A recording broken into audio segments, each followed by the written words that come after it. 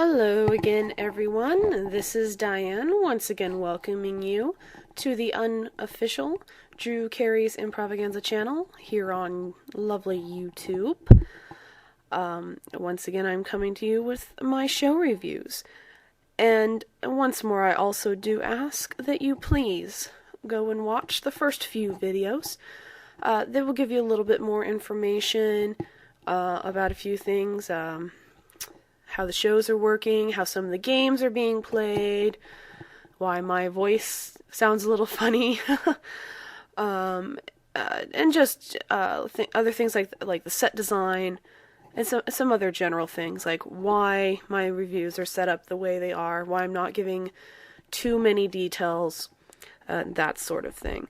But thank you so much for listening to these, and welcome, welcome, welcome. Again, we have 700 subscribers right at this very moment. I'm not sure exactly if I'm going to release all these videos of the show reviews all at once, or if I'm going to slowly release them over a period of time. I'm leaning more towards over a period of time, because that way, if I give you them all to you now, then I'm not going to have a whole lot more to give you until my next show reviews. And then if I give those all to you all at once, then I'm not going to have a whole lot to give you until March 28th. And I'd rather spread it out so that you have a little bit here and a little bit there until the show actually premieres on GSN. But I'll think about it. I'll probably do it with a subscriber thing, like how I was doing again. I do have a few more GSN commercials to upload as well, with Drew Carey. Similar to the one that's already up, but different ones. And, who knows? GSN might be sending me a few more promos. They might be sending me pictures. I don't know what they're going to be sending me. But they might be sending me something that I can upload to the channel, so we'll see. But for now, that aside, I would like to please continue with my show reviews. This is the second to last show review for right now.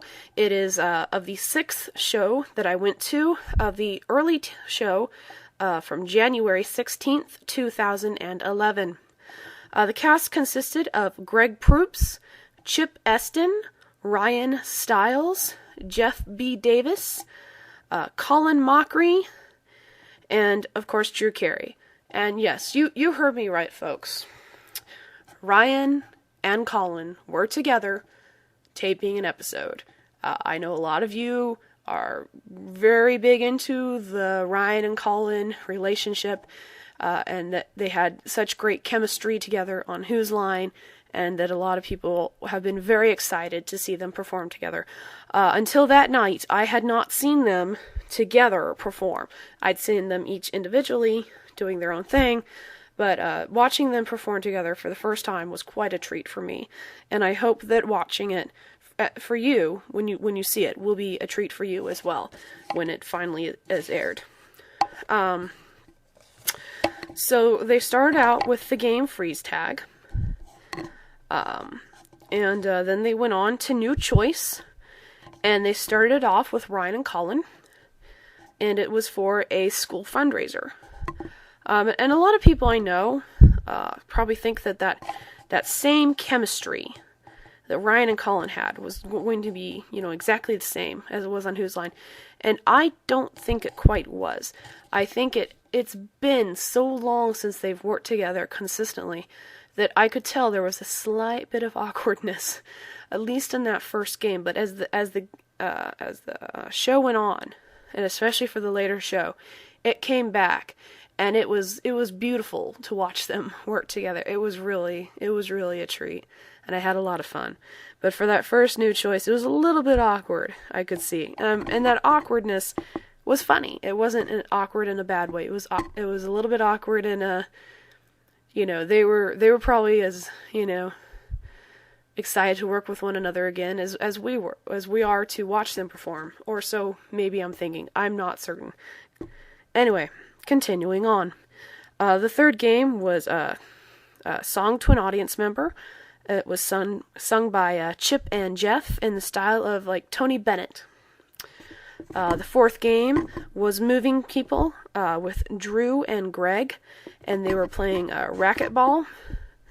And that was probably, again, I don't try to mean too biased, but that was probably not one of the best Moving Peoples I've ever seen. I am sad to say. Moving People, I mean, when you go up on stage, you can freeze up, and especially if you haven't seen the games before and you don't know what you're doing, I can understand that it's hard. But I just wish that sometimes the audience members would at least try a little harder. But anyway, moving on. Then they did Question This, and it had everyone but Chip. And again, Question This isn't in place of Jeopardy. The sixth game was Sound Effects with Ryan and Chip, and they were two firemen going off to fight a fire in their fire truck. The seventh game was Two-Headed Expert with Drew and Jeff, and Ryan and Colin. Again, Ryan and Colin were together. And they were experts on burlesque. Yes, burlesque, I know. The eighth game was Sentences with Greg and Chip, and it was the soap opera If Only. The ninth game was Greatest Hits. It was Songs of the Lumberjack, with Ryan and Greg doing the selling, and Chip and Jeff doing the singing, and the styles were a slow disco, cowboy lament, swing, and tunes for tots. Now I'm going to point out something right here. Tunes for tots was a style I've never seen them do before. It had been a random slip of a tongue on a previous taping. They mentioned Tunes for Tots, and I think they actually decided to try and implement it that show, and it ended up being one of the most enjoyable, hysterical, greatest hits I have yet to witness. The whole audience was absolutely jazzed about it. People were clapping along. They had us try and sing along, which is funny because singing along to a song that's made up isn't the easiest thing to do. But it had something like flippity flap, put the pancake on the stack. I don't know. I remember exactly how it went. But it's going to be a classic. I hope like hell that they air that bit, because I think that is going to be a definite favorite of everyone. Everyone was laughing their ass off, including the performers. That it was really, really good. I also remember, I don't remember what it was. I think it was New Choice, and there was some sort of game, something about Waffle Cat. I don't know. Waffle Cat. Maybe it had been the other day. I don't know. But there was a show with something about waffle cats, and I can't get waffle cats out of my head. And hopefully when you hear waffle cats, you can't get waffle cats out of your head either. And the final game that was played that night, for that show, anyway, was Fairy Tale. And that involved everyone, of course. There were no special guests for that show. Yeah, wow, 8 minutes already. That is my second to last show review. I only have one more to do, at least until around Super Bowl time. So, once more, I do thank you for listening to these, and once again, I do hope you are enjoying them. So, peace on out, and tune in to the next video, whenever that might be. Cheers!